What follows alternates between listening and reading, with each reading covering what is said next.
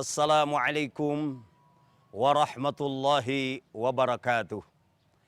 Alhamdulillah, alhamdulillahilladzi anzalal Qur'an hudal linnasi wa bayyinatin minal huda wal furqan.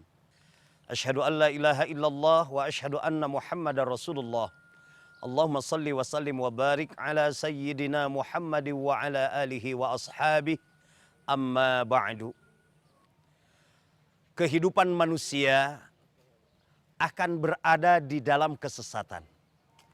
Inilah yang Allah ingatkan dalam hadis qudsinya. Ya ibadi kullukum dhallun. Wahai hambaku, sesungguhnya kalian itu akan berada dalam kesesatan. Illa man hadaitu, kecuali orang yang aku berikan petunjuk. Fastahduni ahdikum. Mintalah petunjuk kepadaku, niscaya aku akan berikan hidayah kepada kamu sekalian. Hakikatnya hidayah itu hanyalah milik Allah.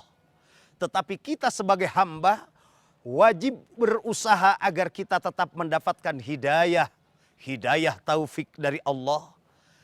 Allah subhanahu wa ta'ala turunkan kitab suci Al-Quran. Allah turunkan Al-Quran sebagai pedoman dalam kehidupan manusia. Di dalam Al-Quran surah Al-Baqarah 185, Allah subhanahu wa ta'ala berfirman, A'udzu billahi minasyaitonir rajim. Bismillahirrahmanirrahim. Syahrul Ramadan alladzi unzila fihi al-Qur'an hudal linnasi wa bayyinatin minal huda wal furqan. Bulan Ramadan adalah bulan di dalamnya diturunkan kitab suci Al-Quran yang berfungsi hudal linnas sebagai petunjuk bagi manusia, wa bayyinatin minal huda wal furqan, dan sebagai penjelas atau bayan dalam menjalankan petunjuk. Orang yang menjadikan Al-Quran sebagai petunjuk tidak akan pernah merugi orang-orang yang menjadikan Al-Quran sebagai pedoman dalam kehidupan. Baik dalam menjalankan tugasnya sebagai hamba kepada Khalik untuk beribadah, maka Al-Quranlah sebagai pedomannya. Ataupun untuk berinteraksi sosial dengan sesama manusia, itu pun tidak akan merugi ketika kita menjadikan Al-Quran sebagai tolok ukur bagaimana hablum minallah dan hablum minannas demikian diatur. Bagaimana ketika kita berjanji kepada seorang manusia, bagaimana pula ketika kita berjanji kepada Allah, bagaimana ketika kita menjalankan perintah Allah, dan bagaimana ketika kita menjalankan muamalah dengan sesama manusia. Maka kita pun harus menjadikan Al-Quran sebagai pedomannya. Tidak akan pernah merugi seorang pebisnis menjadikan Al-Quran sebagai pedoman dalam usahanya. Seorang birokrat, seorang profesional tidak akan pernah merugi ketika menjadikan Al-Quran sebagai pedomannya. Justru ketika kita menjadikan Al-Quran sebagai pedoman, keberuntungan dan keberkahan dalam hidup ini yang akan Allah turunkan.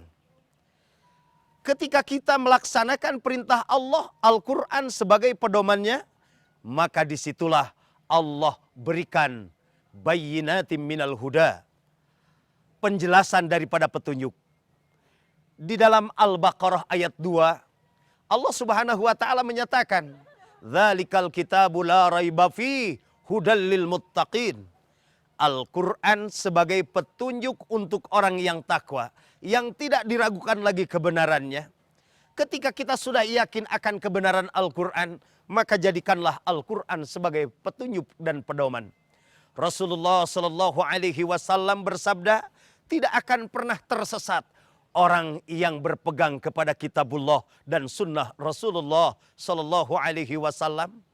Oleh karenanya, jadikanlah Al-Quran sebagai petunjuk dalam kehidupan, niscaya kita akan menemukan satu nilai kebenaran yang akhirnya akan menjadi sumber keselamatan di dunia dan sumber kebahagiaan di akhirat.